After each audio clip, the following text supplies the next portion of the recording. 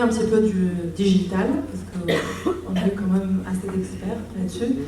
Nous sommes très spécialisés en développement de marques, et donc du coup, on travaille sur beaucoup de volets, de l'identité visuelle jusqu'au magasin ou jusqu'au trade, comme l'appellent certains, au Oreo, comme vous voulez.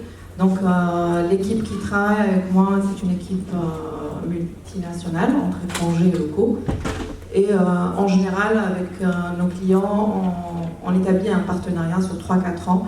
Comme ça, on suit la marque depuis sa création, si c'est le cas, ou depuis qu'on la prend en charge pour la développer. On travaille avec des multinationales comme des locales. La première fois que ça se crée en magasin, donc la Eglo-Mère n'avait pas de techniques pour développer la vente en magasin et augmenter les ventes. Eglo, c'est une marque qui était commercialisée partout dans le monde, mais en Algérie, on ne la connaissait pas. On a beaucoup de produits ramenés de Chine. Enfin, j'ai rien contre ces produits, mais qui ont connotation de bas de gamme et pas cher. Eglo, c'est des luminaires très designés. C'est pas des sous-marques et c'est des produits assez haut de gamme, beaucoup plus chers. Donc, le client qui est venu nous voir avait 2 magasins quand il est venu nous voir, enfin, sur la capitale, Alger, et avait une problématique d'optimisation de son magasin. Donc, qui partait bien sûr des coûts ou des charges de son magasin évidentes, bien sûr la location, enfin, toutes les charges et les vendeurs, et qui voulait qu'on travaille un petit peu sur cette problématique-là. Donc, l'objectif était premièrement d'améliorer le concept marchand. Surtout, n'oubliez pas que Eglo n'existe pas en magasin. Donc, ils s'en étaient inspirés un petit peu des displays qui existent aux centres commerciaux. Et le merchandising, il a fait comme il pouvait. Donc, ils ont installé les luminaires comme ils pouvaient. Les jolis ensemble, les moins chers ensemble, ainsi de suite. Donc, ça, c'était le premier objectif. Le deuxième objectif, c'était bien sûr d'augmenter les ventes et d'optimiser, on va dire, les charges du magasin avec un minimum de moyens, parce que déjà c'était un gros investissement d'installer un showroom de 200 mètres carrés à 300 mètres carrés. Donc ils ne voulaient pas encore dépenser plus pour refaire des murs ou casser ou refaire la déco. Donc à partir de là, on a agi sur 2 volets principaux, si je peux vous le résumer. Donc premier, physique sur le magasin. Donc on a travaillé sur le parcours client justement, et le marchandisage ou le merchandising des éléments. Donc on a travaillé sur la visibilité et la lisibilité, sur l'expérience client et sur des points focus se basant un petit peu sur le parcours du consommateur ou du shopper, et de rendre le magasin encore plus inspirant, plus pertinent, et de pousser à l'acte d'achat plus facilement. Aussi, on a travaillé d'un autre côté sur les compétences des vendeurs et améliorer un petit peu les techniques de vente sur les luminaires de luxe. Donc, pour les vendeurs, bien sûr, il fallait les coacher un petit peu sur les luminaires de luxe, ils n'étaient pas habitués, enfin, il n'y avait pas eu de formation spécifique. Comme le Eglo se vendait en ligne ou bien dans un centre commercial, donc il n'y avait pas de conseiller forcément. Donc on a travaillé un petit peu sur comment ils pourraient gérer leur technique de vente en se basant sur le parcours du client qui passe de coin en coin. Je vais vous expliquer un petit peu plus tard parce qu'il y a des collections et des arrivages très réguliers. Et on a redéfini leur objectif de vente par rapport à des primes, des catégories. Et bien sûr, on a développé leurs compétences par rapport à chaque style. Donc, à partir de là, nous nous sommes basés déjà sur le message de la marque, ou du brand. Le message de la marque était que, déjà, Eglo, c'est My Light, My Style. Donc, ils ont des collections pour chaque style de vie, pour chaque besoin, pour la cuisine, pour la salle de bain, pour le salon, ainsi de suite. Et des collections pour tous les passionnés, du vintage, du cocoon, tous les styles. Donc il fallait s'inspirer d'abord de ça et comment l'expliquer aux shoppers ou aux consommateurs, parce que forcément pas pour celui qui vient acheter du luminaire dans le magasin, c'est évident comme pour celui qui l'a créé. Parce que souvent les industries ou les marques ou les enseignes pensent que, parce que pour eux ils ont fait un catalogue où ils ont fait des collections, que moi, je suis acheteuse, j'arrive dans le magasin, je vais directement me diriger vers la collection Cocoon parce que c'est comme ça que je vais acheter. Non. En général, on va acheter du luminaire parce qu'on en a besoin pour sa chambre ou pour son salon, donc différemment de ce qu'a défini la marque.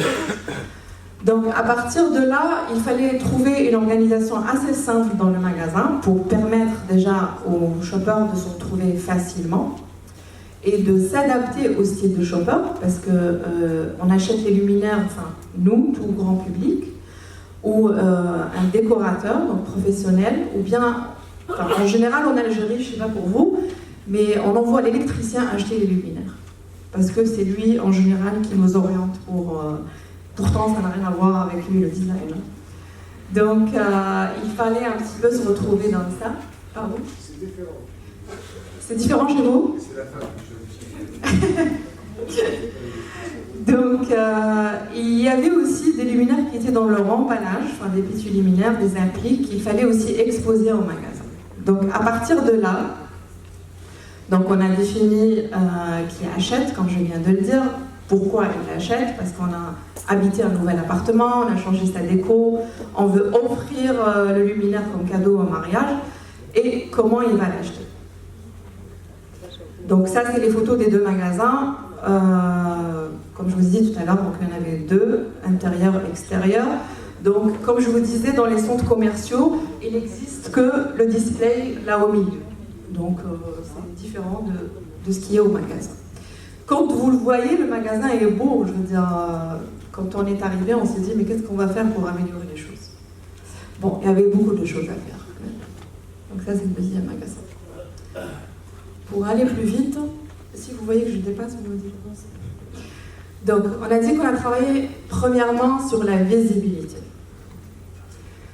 On s'est rendu compte que le panneau extérieur, malgré que c'est églo, c'est en vert, c'est grand, c'est beau, mais bon, c'est autrichien, c'est assez sobre, donc on ne le voyait pas forcément. Donc, ils ont essayé de mettre là au-dessus des situations de mise en situation des luminaires.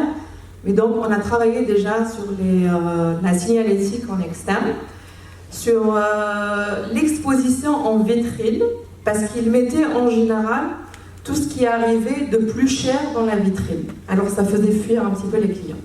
Donc, il y a des gens qui venaient en vitrine, qui regardaient, qui voyaient de loin, je vais dire en euros, 3 000, 4 000 euros, et ils repartaient. Et donc, personne ne rentrait. Le magasin est sur 2 étages. Donc, personne ne faisait le parcours. Déjà, il y avait ce premier obstacle qu'on a réglé avec la signalétique. Donc, on a travaillé un petit peu à l'intérieur dans les zones. Donc, on a fait des points de focus dans le parcours client pour des luminaires assez basiques et assez simples qu'on utilise tous les jours. Des appliques, des luminaires pour la salle de bain qui sont à des prix plus bas, ou des luminaires pour les chambres d'enfants. Donc vous avez des endroits assez colorés où le shopper va s'arrêter, regarder et demander le prix. Et à partir de là, on a travaillé avec les vendeurs. À chaque arrêt de client, quel est le discours à développer, quelles sont les questions à poser pour faire la suite. Parce que, comme dans le digital, un client que vous suivez en magasin là où il va dans son parcours, pareil, il va s'énerver ou il vous dit « je suis là juste pour voir ». On a travaillé aussi la visibilité de l'offre. Donc, on s'est éloigné un peu de l'appellation de la marque des collections, comme je disais tout à l'heure, Cocoon, Vintage, qui veut rien dire peut-être pour certains. Donc, on est parti sur des choses plus simples, style traditionnel, tendance, avant-gardiste, pour que les gens comprennent mieux.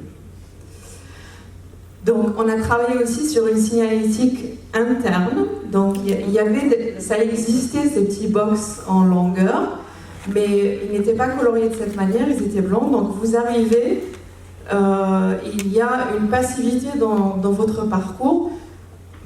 Finalement, ça ne servait à rien, ça servait juste à caser des lampes ou du stock. Donc, on a créé cet espace pour distinguer un petit peu soit les collections, soit les arrivages avec cette couleur, pour avoir un petit peu un obstacle qui explique le marchandisage. Donc, je ne vous ai pas tout mis parce que sinon ça aurait été trop long. Le projet a pris 6 mois. Donc ça, c'était la visibilité. Sur la lisibilité, donc, on a travaillé sur des posters pour mettre en situation les luminaires, parce que, enfin, comme les vêtements, il faut le voir porter, le luminaire pareil. Quand vous le voyez exposé, vous n'arrivez pas à l'imaginer dans votre salon ou dans votre chambre. Donc, des posters de mise en situation pourraient vous emmener un petit peu à imaginer le luminaire et vous pousser à l'achat ou bien à la discussion avec le vendeur. Donc, des illustrations de ce genre, des affichages dans le magasin. Des signalétiques pour expliquer la différence entre les collections salle de bain ou cuisine, parce qu'il y a des lampes qui correspondaient aussi bien à une salle de bain comme à l'extérieur, étanches. Donc on mettait des petites signalétiques, des icônes ou des pictos qui expliquaient idéal pour, par exemple, pour faciliter un petit peu l'achat. Parce qu'on s'est rendu compte, quand on rentre dans le magasin, il y a tellement de luminaires, tellement d'offres, tellement de propositions, que vous ne savez plus quoi choisir. Donc vous rentrez, vous faites un tour et vous ressortez très rapidement. Donc il fallait créer ce lien entre le shopper et le produit. Donc ça, c'était la visibilité. Il fallait aussi travailler un petit peu sur l'expérience client. Eux, ils mettaient des choses en bas. On sait très bien qu'un adulte d'une taille moyenne de 1m50, 1m60, son angle de vue ne va pas descendre forcément en bas. Donc on a travaillé sur des tables, des hauteurs, du volume pour faire apparaître plus les produits et que les clients puissent les voir. Surtout ce qui est en promotion ou ce qui est par exemple pour un salon. Donc on a mis une table pour faire en sorte que le client Enfin, quand vous rentrez dans un magasin de luminaires, vous n'avez que du luminaire. Vous avez l'impression d'être dans un hangar de pièces détachées ou qui sont bien jolies. Donc ils sont tous pareils et vous ne sentez pas que ça peut correspondre à votre maison. Donc on a créé des petits espaces chaleureux qui font imaginer la personne que ça peut être chez lui. Et après, sur toutes les techniques de marchandisage connues, triangulaires, massives, ainsi de suite. Donc, sur les trois bases du marchandisage, par thématique, c'est-à-dire les lampes de bureau ensemble, les choses pour les enfants ensemble, par la mise en avant de certaines choses pour la séduction et l'attraction, donc ce qui est par exemple des collections. Eglo, un designer très connu dans le monde, donc toutes les collections hors du commun, les mettre par exemple ensemble, donc des choses de ce genre. Après, bon, pour le marchandisage, ce qui est classique, c'est que vous ne mettez pas les luminaires, quand vous rentrez au magasin, les plus longs ne sont pas au début, sont en arrière, donc vous avez un travail sur la hauteur pour que le client puisse voir en profondeur. Vous avez un travail pour tout ce qui est plafonnier, par exemple, pour que le client puisse le voir, parce que pas forcément il lève la tête. Et on a travaillé sur le volume ici, par exemple, pour tout ce qui est lampe de bureau, parce que c'est difficile de le mettre en avant, et les nouveautés, toutes les choses classiques que vous connaissez. Et pour les vitrines, donc on a travaillé des thématiques par saison, donc 3 thématiques par an, traditionnelles, avant-gardistes, ainsi de suite, pour changer un petit peu la vitrine tout le temps et travailler sur la vitrine. Voilà. Donc après sur les zones, on a travaillé sur le plan du magasin. Et comme Eglo a chaque année 3 collections nouvelles que les anciennes qui existent, on a travaillé un endroit spécial pour les nouvelles collections au fond du magasin, donc classique. Et toutes les choses qui se vendent moins à l'entrée du magasin. Donc un travail sur les zones qu'on a schématisé et qu'on a formé les vendeurs là-dessus pour qu'ils puissent eux-mêmes intervenir sur leur magasin par la suite. Bon, c'était ça le deal.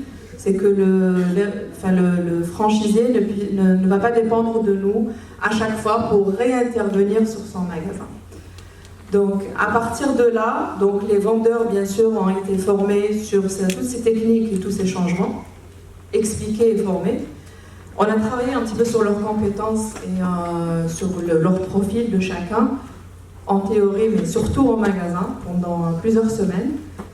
face à des clients, à des mises en situation. Et résultat à la fin, vous pouvez appeler le client, c'est qu'il a fait une augmentation de chiffre d'affaires énorme qui a avoisiné les 100% après un mois d'intervention. Donc voilà, donc on était à 87% de l'augmentation du chiffre d'affaires. Déjà qu'initialement le magasin était rentable parce que, bon, en général, ce genre de magasin, on est à 3 fois ses charges. Donc il était à 2,5 ses charges. Il a augmenté à 5 fois le coût de ses charges. Donc, conclusion, moi je considère que la rentabilité du magasin, quelqu'un l'a dit ce matin, on ne peut pas travailler que sur le digital ou que sur le merchandising. Donc, on doit travailler sur plusieurs éléments 360 degrés. Ça doit passer par un bon produit, bien évidemment, par un travail sur l'aménagement du magasin et son marchandisage, et par un travail sur les vendeurs eux-mêmes, parce qu'un parcours client ne peut pas se faire tout seul si le vendeur sur place n'intervient pas, n'oriente pas et ne travaille pas sur l'interaction.